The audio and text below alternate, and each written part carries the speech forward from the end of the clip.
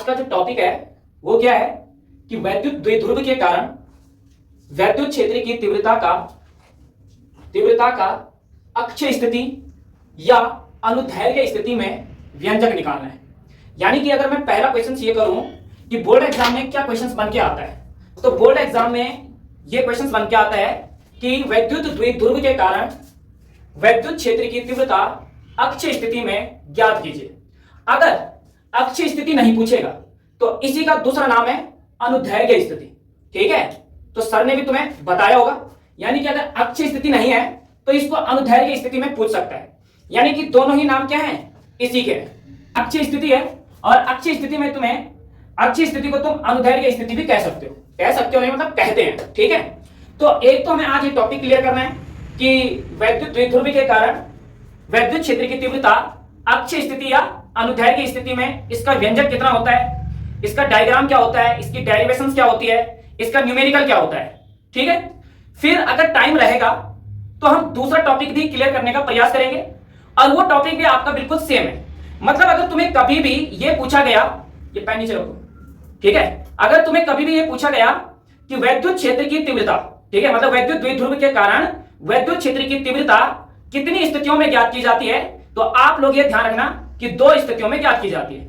एक होती है अक्षीय स्थिति, जिसको हम अनुदैर्घ्य स्थिति के नाम से भी जानते हैं, और दूसरी होती है निरक्षीय स्थिति, यानी कि जिसको हम क्या अनुप्रस्थ स्थिति के नाम से भी जानते हैं। तो हम वैद्युत द्विध्रुव के कारण वैद्युत क्षेत्र की तीव्रता निरक्षीय स्थिति या अक्षीय स्थिति में इसकी गणना या इसका जो व्यंजक होता है, अगर टाइम रहेगा तो अभी सिखाएंगे, अगर नहीं रहेगा तो कल बताएंगे। ठीक है, फिलहाल आप लोग यहाँ पे अक्षीय स्थिति को तुम्हें देखना है, और टॉपिक का नाम एक बार फिर से रिपीट कर रहा हूं कि वैद्युत द्विध्रुव के कारण वैद्युत क्षेत्र की तीव्रता का अक्षीय स्थिति या अनुदैर्घ्य स्थिति में तुम्हें व्यंजक निकालना है। ठीक है, और जैसे मैंने बताया कि बोर्ड एग्जाम में ये क्वेश्चन आता है, अक्षीय और निरक्षीय में से कोई एक जरूर पूछा जाता है। ठीक है, और आपके सर लोगों ने भी ये करवाया है।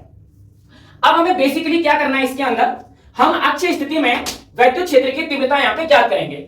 ठीक है, अच्छा, कल मैंने और परसों की अगर मैं बात बताऊं तो मैंने तुम्हें एक बात जरूर बोली थी कि अगर तुम्हें दो टॉपिक इसमें बिल्कुल अपने 100% क्लियर करने हैं, चाहे आपका वो अक्षीय स्थिति हो चाहे आपका वो निरक्षीय स्थिति हो, तो मैंने बताया था कि आप लोग बेस पढ़ के आना इसका, और इसका बेस मैं तुम्हें ऑलरेडी पहले बता चुका हूं।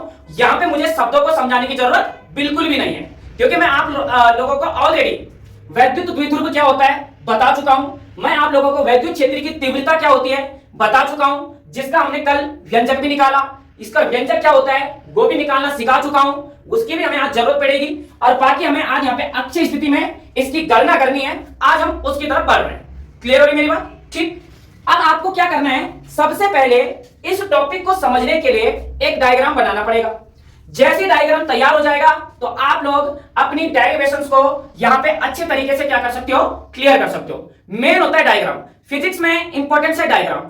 तो सबसे पहले हम क्या करेंगे, यहां पे एक वैद्युत द्विध्रुव बनाएंगे। ठीक है, और वैद्युत द्विध्रुव मैंने आपको कल बताया कि हम वैद्युत द्विध्रुव कैसे बनाते हैं। इसमें हमारे पास समान परिमाण के दो विपरीत आवेश एक दूसरे से क्या होते हैं, अल्प दूरी पे होते हैं।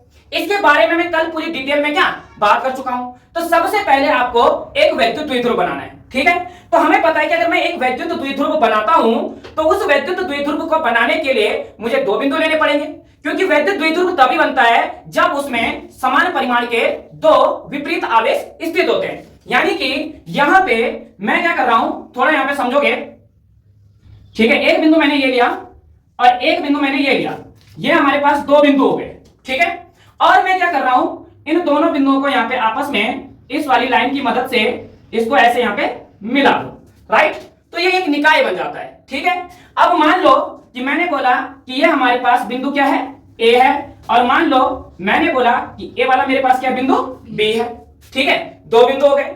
अच्छा, बिंदु ए पे सपोज करो कि बिंदु ए पे मैं यहाँ पे जो आवेश रख रहा हूं वो कौन सा आवेश रख रहा हूं, प्लस का क्यू आवेश रख रहा हूं। और बिंदु बी पे सपोज करो कि मैं जो चार्ज रख रहा हूं माइनस का क्यू चार्ज रख रहा हूं। तो ये बन चुका है हमारे पास एक वैद्युत द्विध्रुव। ठीक है, क्योंकि हमें पता है कि एक वैद्युत द्विध्रुव के अंदर हमारे पास समान परिमाण के दो बिंदु आवेश अपोजिट होते हैं। ठीक है, एक पॉजिटिव होता है एक नेगेटिव होता है। मैंने आप लोगों को यह भी बताया था कि इसमें हमारे पास समान चार्ज कभी नहीं आ सकते। ठीक है, हमेशा एक पॉजिटिव रहेगा एक नेगेटिव रहेगा। तो यहीं से पहली लाइन निकल जाती है। तुम्हें क्या लिखना है डेरिवेशन में कि माना ए बी हमारे पास एक वैद्युत द्विध्रुव है। ठीक है, पहली लाइन हमारे पास क्या बनती है, माना ए बी हमारे पास एक वैद्युत द्विध्रुव है, या ऐसा बोलो या फिर ऐसा बोल सकते हो, माना ए बी एक वैद्युत द्विध्रुव है जो बिंदु ए पर प्लस क्यू आवेश और बिंदु बी पर माइनस क्यू आवेश से मिलकर बना है। जितना मैंने डायग्राम में बनाया है उतना ही मैं अभी रिपीट कर रहा हूं। समझ में आ रही ना मेरी बात? अच्छा, जहां पे नहीं आएगा आप लोग मेरे को पूछोगे, कोई बात नहीं, वीडियो लंबी चली जाएगी, आप लोग मेरे को बीच में पूछ सकते हो, ठीक है, लेकिन पूछना जरूर है। बात समझ में आई? तो मैंने क्या बताया, अगर अक्षय स्थिति में इसका व्यंजक निकालना है तो डायग्राम सबसे पहले खोपड़ी में सेट करो। ठीक है, तो हमने क्या बोला कि माना ए बी हमारे पास एक वैद्युत द्विध्रुव है जो बिंदु ए पे प्लस क्यू आवेश और बिंदु बी पे माइनस क्यू आवेश से मिलकर बना है। ठीक है, इतना बता दिया।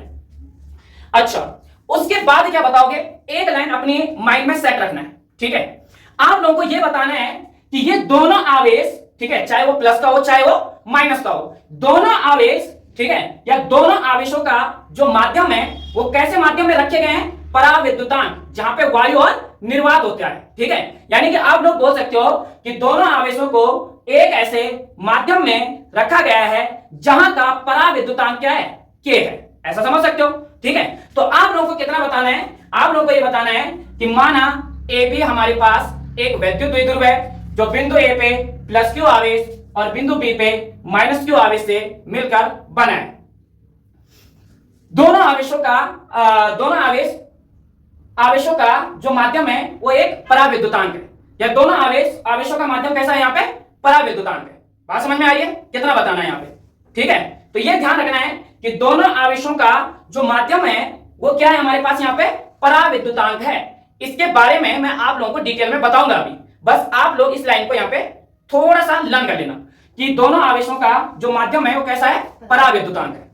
समझ में आ गई मेरी बात? अच्छा, अब क्या बताना है कि जो हमारे पास वैद्युत द्विध्रुव है, इस वैद्युत द्विध्रुव की बीच की संपूर्ण दूरी 2a है, जो कि मैंने कल भी बताई थी। यानी कि इस वैद्युत द्विध्रुव के बीच की संपूर्ण दूरी, यानी कि यहां से लेके और यहां तक इस वैद्युत द्विध्रुव की संपूर्ण दूरी जो हमारे पास है वो कितनी है, यहाँ पे 2a है। इतनी बात समझ में आ गई? ठीक है, फिर से रिपीट कर रहा हूं कि माना ए बी हमारे पास एक वैद्युत द्विध्रुव है जो बिंदु ए पे प्लस क्यू आवेश तथा बिंदु बी पे माइनस क्यू आवेश से मिलकर बना है। दोनों आवेशों का माध्यम पराविद्युतांक है। ठीक है, या जिनका माध्यम क्या है, पराविद्युतांक है। फिर बताओगे कि वैद्युत द्विध्रुव जो हमारे पास है इसकी संपूर्ण दूरी क्या है, हमारे पास यहाँ पे 2a है। ठीक है, इसकी संपूर्ण दूरी क्या है, यहाँ पे 2a है। फिर इसके बाद ये बताना है कि यहाँ पे इस वैद्युत द्विध्रुव का हमारे पास मध्य बिंदु है। यहाँ पे हमारे पास वैद्युत द्विध्रुव का क्या है, ये मध्य बिंदु है, और मध्य बिंदु O से, कहां से, मध्य बिंदु O से, तो कहां पे हमारे पास मध्य बिंदु O है, यहाँ पे। तो यहाँ पे लिखोगे कि मध्य बिंदु O से और कितना डिस्टेंस पे, तो आप इधर की साइड लेके चलोगे।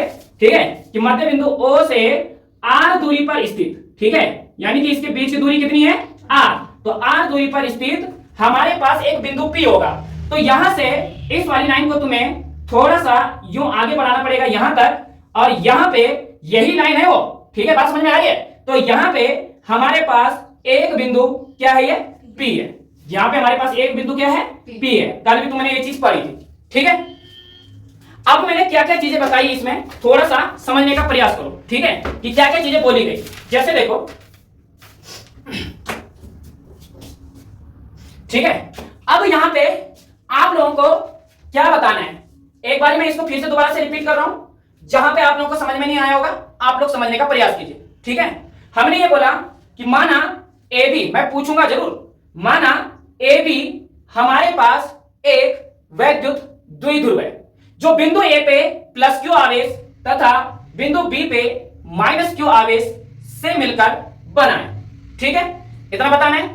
दोनों आवेश एक ऐसे माध्यम में है जहां का पराविद्युतांक के है, यह बोलना है कि जहां का पराविद्युतांक क्या है, के है। फिर ये बताना है कि वैद्युत द्विध्रुव की संपूर्ण दूरी 2a है, जिसका मध्य बिंदु O है। मध्य बिंदु O से, यानी कि ये O है यहां पे, ठीक है, तो मध्य बिंदु O से r दूरी पर स्थित हमारे पास एक बिंदु P है और इसी बिंदु P पर मुझे वैद्युत क्षेत्र की तीव्रता अक्षीय स्थिति में क्या करनी है, ज्ञात करनी है। तो यहां पे आप लोगों को फिर इसको हल्का सा ऐसे, ठीक है, डॉट डॉट करके इसको थोड़ा सा यहां आगे बढ़ा देना है और यहीं पे मुझे वैद्युत क्षेत्र की तीव्रता क्या ज्ञात करनी है, यहां पे अक्षीय स्थिति में ज्ञात करनी है, E। इतनी डेरिवेशन पहले बनानी पड़ेगी, ठीक है। एक बार फिर से रिपीट कर रहा हूं, फिर आप मेरे को रिपीट करके दिखाओगे यहीं पे ऑन कैमरा, ठीक है।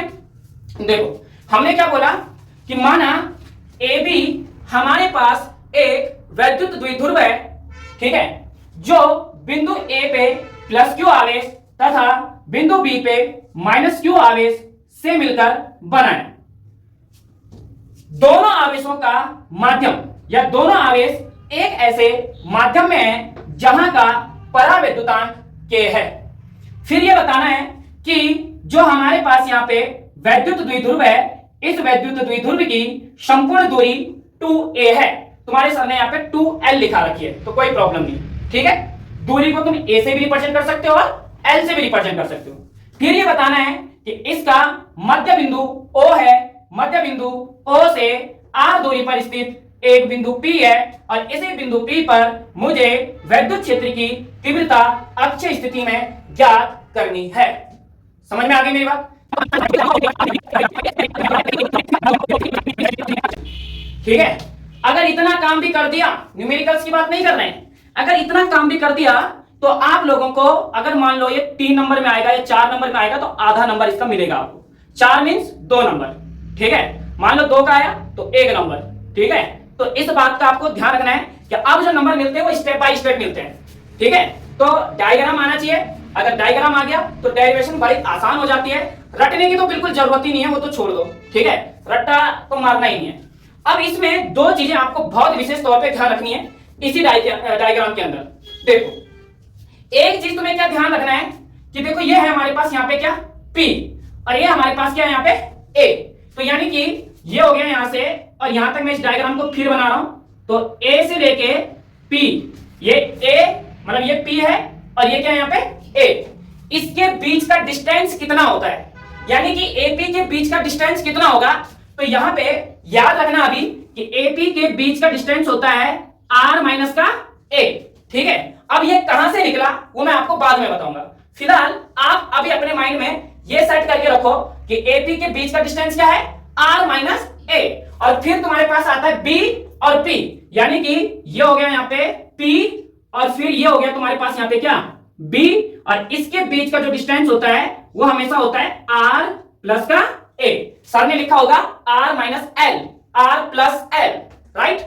यानी कि BP के बीच का distance R plus A, AP के बीच का डिस्टेंस R माइनस A। समझ गए इतनी बात? हो गया डायग्राम पूरा क्या खत्म, और ये हो गया यहाँ पे डेरिवेशन।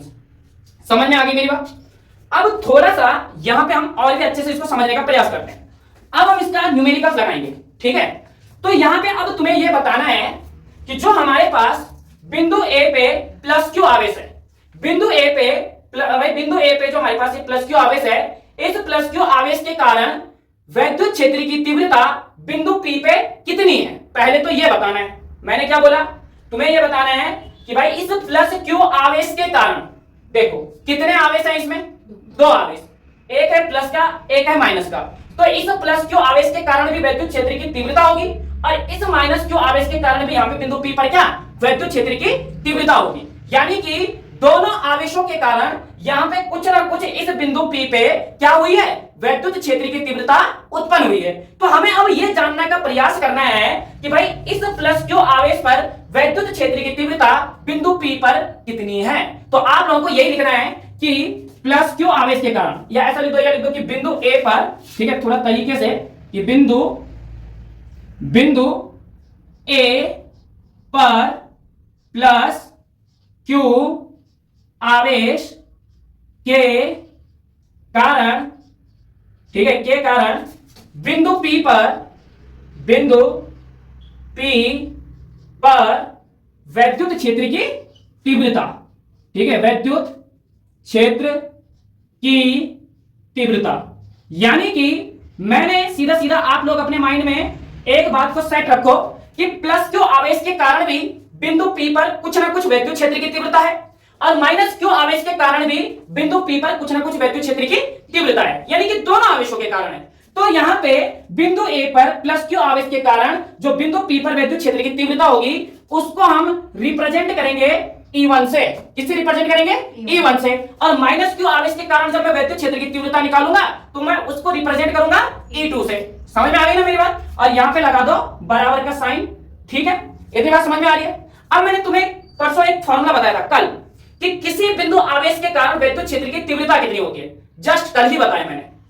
समझ में आ रही है ना मेरी बात? कि किसी बिंदु आवेश के कारण विद्युत क्षेत्र की तीव्रता कितनी होती है। तो ये कोई हमारे पास कोई बिंदु आवेश है तो इसके कारण विद्युत क्षेत्र की तीव्रता बिंदु P पे कितनी होगी, तो वो फॉर्मूला आप लोगों को यहां पे लगा देना है। वो होता है E बराबर 1/4 पाई एप्सिलॉन नॉट के point Q upon R square. अच्छा, K क्यों आया यहाँ पे? क्योंकि दोनों आवेश जो हैं उनका माध्यम कैसा है? परावैद्युतांक है। तो यानी कि दोनों आवेशों को हमने एक ऐसा माध्यम में रखा है जहां का परावैद्युतांक क्या है? K है। तो यहाँ पे आ जाएगा E बराबर 1/4 पाई एप्सिलॉन नॉट के point Q upon R square.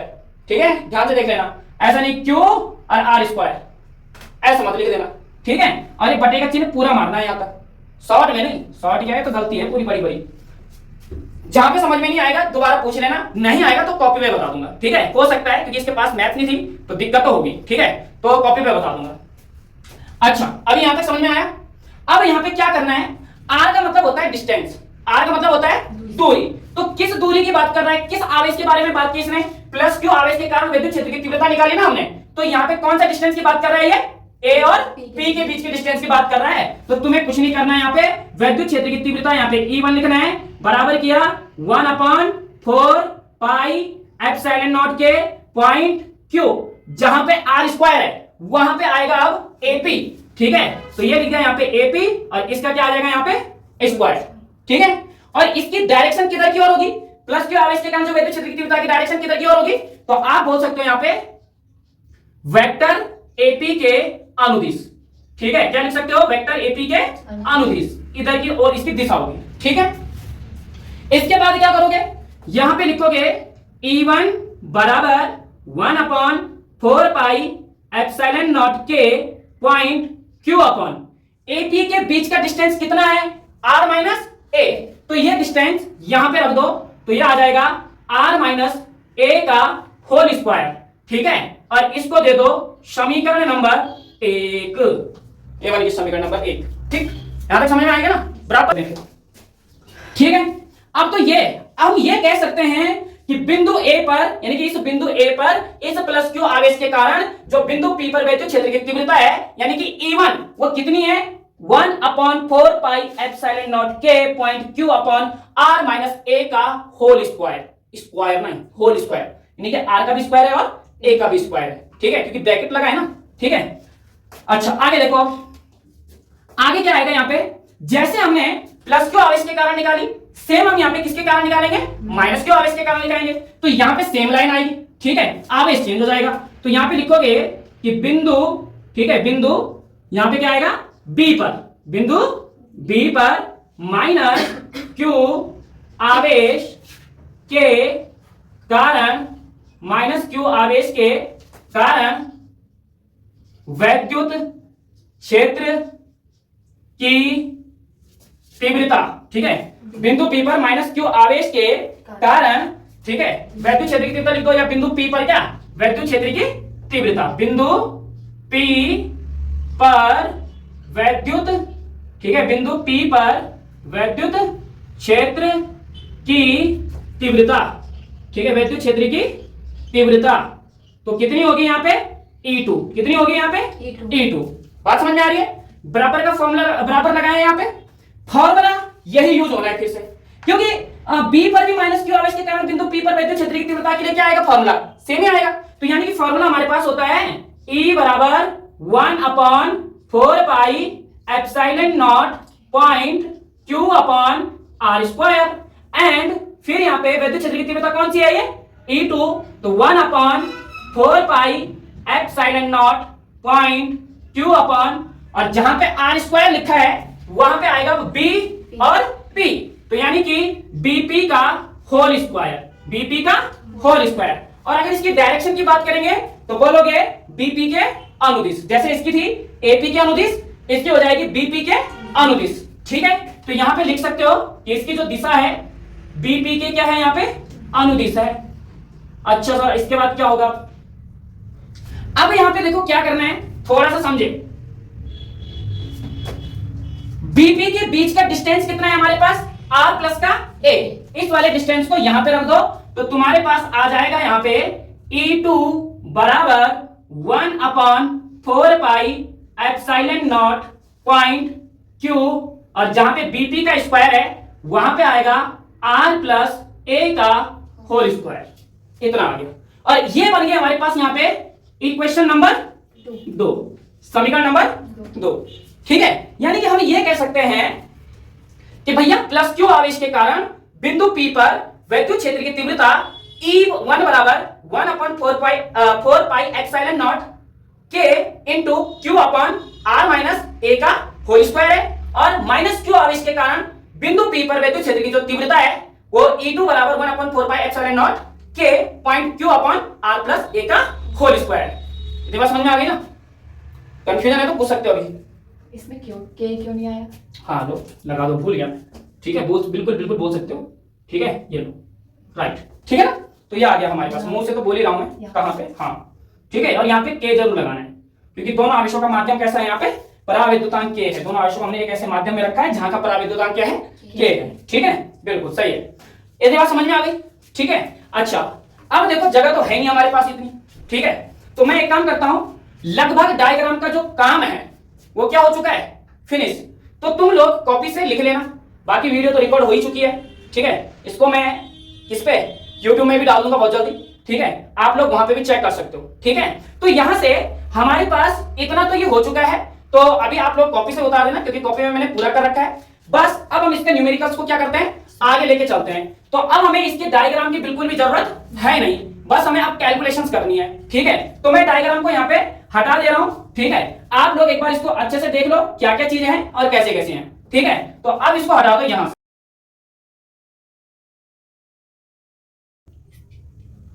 स्थिति आगे बोलो। वैद्युत की, ठीक है, वैद्युत द्विध्रुवी के कारण विद्युत क्षेत्र की तीव्रता का अक्ष स्थिति अनुदैर्घ्य स्थिति में व्यंजक। ठीक है, या गणना भी बोल सकते हो। चलो अब देखो जरा। ठीक है, तो ये तो हम निकाल चुके हैं।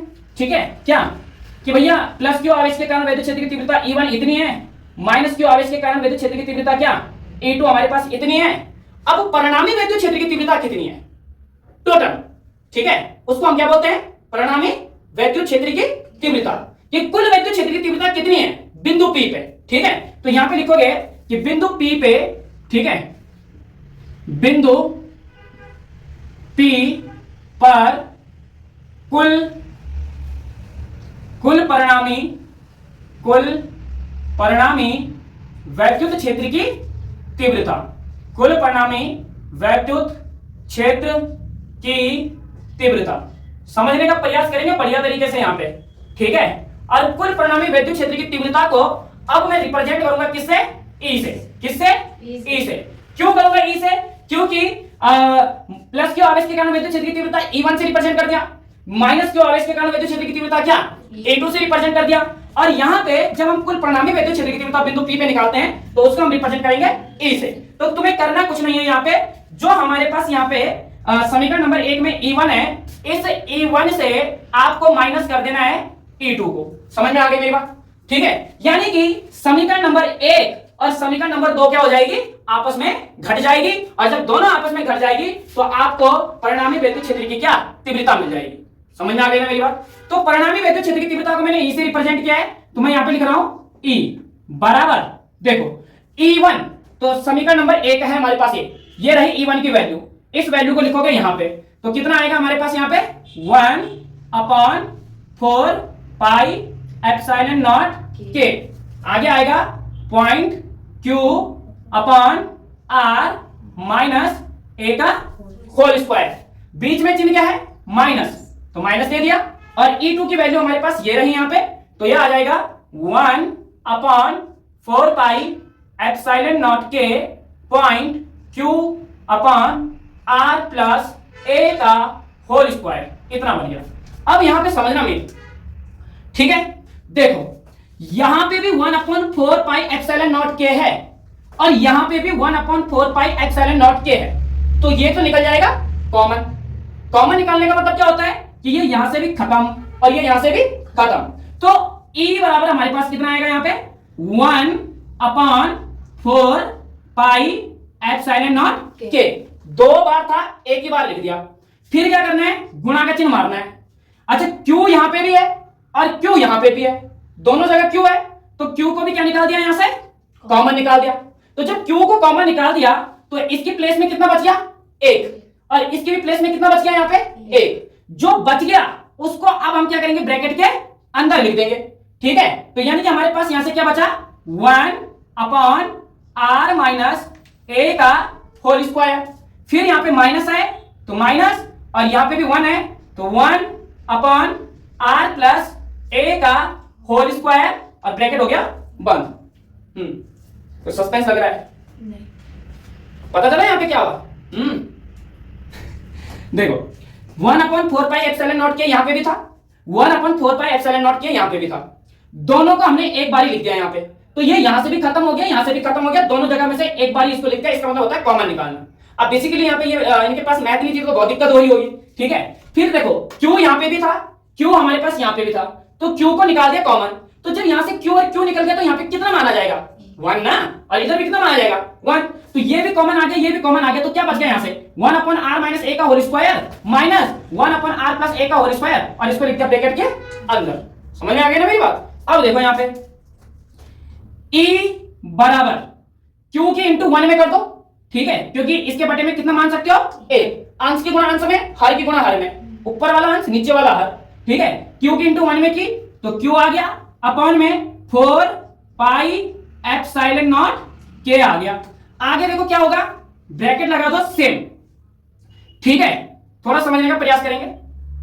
अब मैंने अगर बोल दिया कि तुम्हारे पास फ्रैक्शन है 2/3 प्लस का 6/4, तो आप इस फ्रैक्शन को कैसे सॉल्व करोगे कि भैया इस 2 की गुणा 4 में करोगे तो लिखोगे 4 दूनी 8, और 6 की गुणा किस में करोगे, 3 में करोगे, तो 6 तियां 18, और इन दोनों का एलसीएम लोगे तो 4 तियां कितना बनेगा, 12 बनेगा, राइट।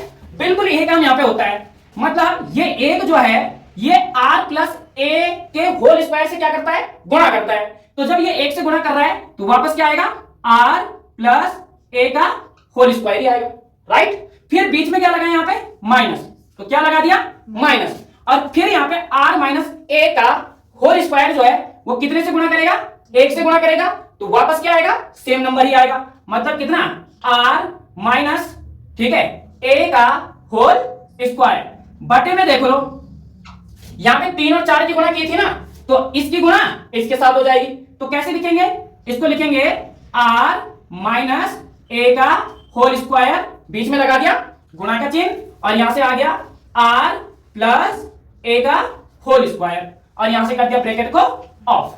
अब बताओ यहां तक समझ में आया, शालिनी बेटा आना चाहिए न्यूमेरिकल, ठीक है, हाँ एकदम मजा में, ठीक है, राप्टिक क्वेश्चन है ना, ठीक है, दिमाग के सारे सालों से जो जाम पड़ा होगा ना सब 2 मिनट में बाहर निकल जाता है, ठीक है। यहाँ यहाँ आदमी को दिखता है अपना टैलेंट, अपना स्किल्स, ठीक है, कि मैं कितने लायक हूँ, कितना कवर कर सकता हूँ मैं। चलो आगे देखो, अच्छा यहाँ पे देखो, थोड़ा सा गौर करो, यहाँ पे है r प्लस a का होल स्क्वायर, फिर है r माइनस a का होल स्क्वायर, मीन्स 2 समीकरण लगेंगी, इसके लिए समीकरण लगेगी a प्लस का b, ठीक है। तो पहले मैं समीकरण लिख देता हूं, ठीक है, यहां पे, ताकि तुम्हें कंफ्यूजन ना हो, ठीक है। पहली समीकरण होती है a प्लस b का होल स्क्वायर बराबर a का स्क्वायर प्लस b का स्क्वायर प्लस 2ab का, मतलब 2ab आ गया यहां पे, ठीक है, ठीक। वो वाली इक्वेशन किसके लिए लगेगी यहां पे, इस पहले वाले के लिए लगेगी, r प्लस a के होल स्क्वायर के लिए। अच्छा दूसरे वाले के लिए कौन सी इक्वेशन लगेगी, तो दूसरे वाले के लिए इक्वेशन लगेगी a माइनस b का होल स्क्वायर बराबर a स्क्वायर प्लस का b स्क्वायर माइनस का 2ab। रितिका मैम प्लीज इनको याद कर दीजिए, ठीक है। बिना इसके कुछ नहीं हो पाएगा। हालांकि मैं अभी कॉपी में भी बताऊंगा एक बार और, जितना भी तुम्हारा मैथ्स का फंडामेंटल कॉन्सेप्ट क्लियर में होगा ना वो भी पूरा करवाऊंगा, तभी जाके ये बैठेगा समझ में। वरना तो ये तो ऐसा लग रहा होगा जैसे मैं यहाँ से रामायण सुना रहा हूँ और तुम रामायण के मजे ले रहे हो पीछे बैठ के, ठीक है।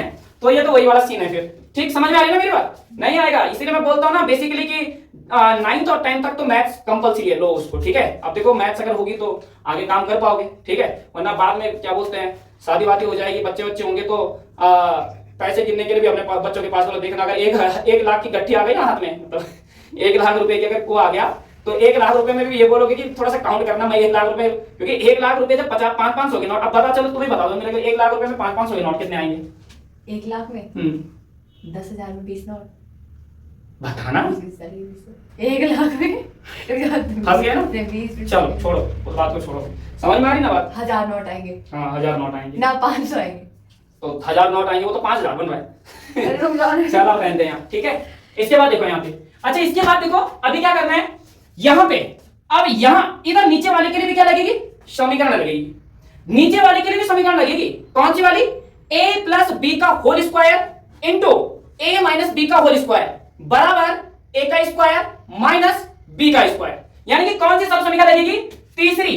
तो ये होती है a प्लस बी का होल स्क्वायर बराबर नहीं, सॉरी, यहां पे होता है इंटू a माइनस बी का होल स्क्वायर बराबर होता है a का स्क्वायर माइनस b का स्क्वायर। भैया 3 समीकरण अगर तुम्हें लगानी आ गई तो क्वेश्चन डाउन, और अगर तीनों क्वेश्चन इक्वेशन लगानी नहीं आई तो क्वेश्चन और भी लॉन्ग खींच जाएगा, तुम इधर उधर भटक जाओगे। तुम्हें मैं अभी कॉपी पे भी बताऊंगा, ठीक है। तो टेंशन मत लो इतना कि हाँ पता नहीं क्या हो जाएगा, ठीक है। चलो आगे देखो, यहाँ पे कहां पे था? यहाँ पे, ठीक है। अब मैं इसको यहां कर रहा हूं, तो ये इतना करने के बाद यहां आ जाओ, यहां पे लिखेंगे E बराबर, देखो ठीक है, Q upon 4 pi epsilon nought के, ये तो सेम आएगा, यानी कि Q upon 4 pi epsilon nought के, यहां पे लग जाएगा बड़ा ब्रैकेट। अब r प्लस a के लिए ये वाली सब समीकरण लगाएंगे तो तुम्हें अच्छे से मालूम है कि a का मान आएगा r और b का मान आएगा a, मतलब जहां जहां पे a स्क्वायर लिखा है वहां पे आएगा r स्क्वायर, जहां पे b लिखा है वहां पे आएगा b स्क्वायर, a स्क्वायर, वहां पे क्या आएगा? a square. कंफ्यूज मत करो मुझे भी, ठीक है। तो ये इसके हिसाब से इक्वेशन लगाएंगे तो ये आएगा r स्क्वायर प्लस का a स्क्वायर प्लस 2ra। समझ में आ गई ना बात? अरे इसके हिसाब से लगाई ना, तो a की वैल्यू कितनी है? r, b की वैल्यू कितनी है? a। तो जहां जहां पे a होगा वहां पे r आएगा, जहां जहां पे b होगा वहां पे a आएगा। समझ आ गई बात? आगे देखो, बीच में चिन्ह क्या लगा है? माइनस, तो यहां पे लगा दिया मैंने माइनस, ब्रैकेट कर दो यहां पे स्टार्ट। ब्रैकेट लगाना ही लगाना है, बिना ब्रैकेट के काम किया तो कैलकुलेशन गलत। दूसरी सर्व समीकरण देख लो इस वाले के लिए, ये नीचे वाली सब समीकरण लगेगी a square plus b square minus का 2ab, मींस कितना आएगा? ये आएगा r स्क्वायर प्लस का a स्क्वायर माइनस का 2ra, और ब्रैकेट हो गया यहां से बंद। फिर यहां पे आ जाओ नीचे, बटे में हमारे पास कितना आ जाएगा? इसके लिए सर्व समीकरण लगाओगे तो तुम्हें पता है कि a की वैल्यू कितनी है? r स्क्वायर, और b की वैल्यू कितनी है? a स्क्वायर, ठीक है। तो सिंपली यहां पे आ जाएगा r स्क्वायर और प्लस का क्या आ जाएगा यहाँ पे? सॉरी प्लस का नहीं, ठीक है, माइनस है वहां पे, तो क्या आएगा? माइनस और माइनस का a स्क्वायर, और इन दोनों सर्व समीकरणों का क्या आएगा यहाँ पे? Whole square. ये भी याद रखना है, ठीक है। तो इन दोनों सर्व समीकरणों का होल स्क्वायर, और यहां से कोष्टक हो जाएगा बंद, ठीक है। अब क्या करना है? फिर यहां पे E equals to Q upon 4 pi epsilon nought के, आगे देखो हमारे पास है r स्क्वायर प्लस का a स्क्वायर प्लस का 2ra, यहां पे देखो माइनस, कोष्टक लगाए तो ये प्लस में है, माइनस प्लस का माइनस, कोष्टक कटेगा, r स्क्वायर आएगा बाहर, minus plus minus a square आएगा ब्रैकेट से बाहर, माइनस माइनस प्लस प्लस का 2ra, फिर आएगा यहाँ पे बटे का चिन्ह, और नीचे यहां पे सेम चलेगा r स्क्वायर माइनस a का स्क्वायर और पूरे का होल स्क्वायर, ठीक है। इसके बाद क्या करोगे? E बराबर Q upon 4 pi epsilon nought के, आगे देखो यहाँ पे ये प्लस का r स्क्वायर है, प्लस के r स्क्वायर से माइनस का r स्क्वायर क्या हो गया? कैंसिल हो गया, प्लस के a स्क्वायर से माइनस का a स्क्वायर क्या हो गया? कैंसिल हो गया। तो हमारे पास बच गया प्लस का 2ra इधर, और इधर भी बच गया प्लस का 2ra, तो दोनों को जोड़ देंगे क्योंकि समान चिन्ह है और जुड़ के बनेगा 4 4a। ठीक है, मतलब 4, ठीक है, r a बटे में क्या आएगा यहाँ पे r square minus a square और पूरे का क्या आएगा यहाँ पे होल स्क्वायर। ये देखो 2ra इधर था, 2ra इधर था, जोड़ा तो 4ra बन गया यहाँ पे। ठीक है, अब यहाँ पे एक चीज थोड़ा सा समझने का प्रयास करना कि यहाँ पे एक्चुअली क्या होता है कि जो यहाँ पे आर स्क्वायर है, आर स्क्वायर की तुलना में, ठीक है, नीचे वाले की बात कर रहा हूं मैं जो बटे में, आर स्क्वायर की तुलना में ए स्क्वायर का मान बहुत छोटा होता है, बहुत छोटा होता है। इतनी लाइन यहां पे याद रखना। ठीक है, यानी कि ये आर स्क्वायर बहुत बड़ा होता है और माइनस का ए स्क्वायर क्या हो गया, छोटा हो गया। अच्छा कैसे? क्योंकि प्लस का आर स्क्वायर बड़ा है और ये अपने आप में किस चीज में है, माइनस में है, तो आर स्क्वायर की तुलना में ए स्क्वायर का मान क्या हो गया, बहुत छोटा हो गया। तब हम क्या करते हैं, तब, ठीक है, तब ए स्क्वायर की अपेक्षा या उपेक्षा, कुछ भी लिख सकते हैं यहाँ पे, ए स्क्वायर की उपेक्षा करने पर, उपेक्षा करने पर, उपेक्षा करने का मतलब क्या है? उपेक्षा करने का मतलब है कि ए स्क्वायर को हम यहां से हटा देंगे। ठीक है, क्योंकि इसका मान क्या है यहाँ पे, बहुत छोटा है, तो ए स्क्वायर को हम यहां से क्या कर देंगे, हटा देंगे। तो हमारे पास क्या बचेगा, ई बराबर Q upon 4 pi epsilon nought के पॉइंट यहां पे आ जाएगा 4 आर ए बटे में आर स्क्वायर और इस पूरे का क्या आएगा यहाँ पे, होल स्क्वायर, और ए स्क्वायर की हमने क्या कर दी यहाँ पे, अपेक्षा कर दी या उपेक्षा कर दी, उसको हटा दिया। इसके बाद क्या करना है कि यहां पे E बराबर आएगा Q upon 4 pi epsilon nought के, ब्रैकेट लगाओगे और यहां पे इस 4 के अभाज्य गुणनखंड कर दो, 2 गुणा 2, 2 दूनी 4। तो इसको कैसे लिखोगे, 2 इंटू 2a इंटू r, और बटे में क्या कर दो, यहाँ पे r की पावर यहाँ पे 2 है और पूरे की पावर कितनी है, फिर 2 है। ये बात समझ में आई कि नहीं आई? मतलब 4 के मैंने अभाज्य गुणनखंड किया तो 2 गुणा 2 निकलेगा, और एक 2 तो यहाँ पे लिख दिया और एक 2 को मैंने a के साथ ऐड कर दिया और r को थोड़ा सा साइड में लिख दिया, है वो एक ही चीज अभी भी वो 2 दूनी 4 r a ही है। ठीक है, लिखने का तरीका बदल दिया। अब थोड़ा यहाँ पे समझो, देखो अब ये जो q है ना, इस q की इंटू इस 2a, मतलब ये 2a है, इसकी इंटू किससे करवा दो, q से करवा दो। भाई यहाँ पे इसका मतलब क्या हो रही है, इंटू तो हो रही है, तो अंश की गुणा अंश में होगी, हर की गुणा हर में ही तो होगी। तो ये q जो है ना, वो इस 2a से गुणा करा दो, इसकी मतलब पूरे से होगी वैसे, लेकिन 2a से कराओगे तो क्या बनेगा, 2qa बनेगा। बनेगा कि नहीं बनेगा?